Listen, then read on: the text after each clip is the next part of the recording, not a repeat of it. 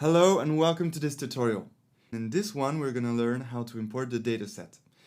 Okay, so here I am on R, and as per Python we need to set the working directory. So to do this we have to go to Files here. Here I'm on my desktop, so let's go to our folder Data Preprocessing Part 1. Here it is, Section 2, and this is the right folder that contains the dataset data.csv. So this is the folder that you want to choose to set as working directory. And now, to set this working directory on R, you need to do one more thing. You need to click on this More button here and click on Set as Working Directory. And here it is. Now we know that this is the right working directory and we are ready to start importing the dataset. Okay, so to do this in R, what we need to do is very simple. We will just need one line of code. So as in Python, we're going to call it dataset.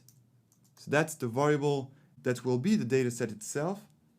And now to import the dataset is very easy. You need to type read.csv,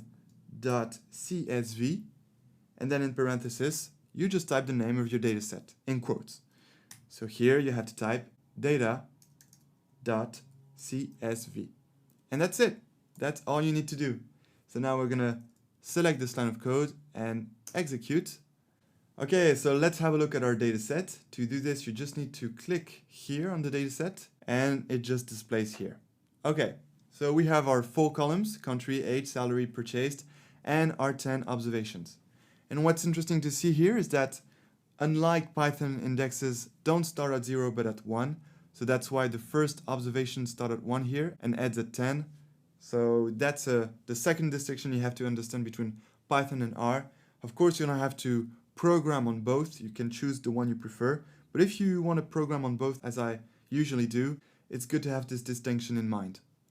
Okay, so we have our dataset, it's all fine. And as I just said, here we don't have to make the distinction between a matrix of features and a dependent variable vector. And this will make perfect sense for you as we go along with this part 1 data preprocessing. You'll perfectly understand why in the next tutorials. Okay, so that's it for the importing the dataset step of the data preprocessing phase. So that's it for this tutorial. I look forward to seeing you in the next one, which will be to learn how to take care of missing data. Because sometimes your dataset will contain missing data and you have to take care of this, and that's what we're going to learn in the next tutorial.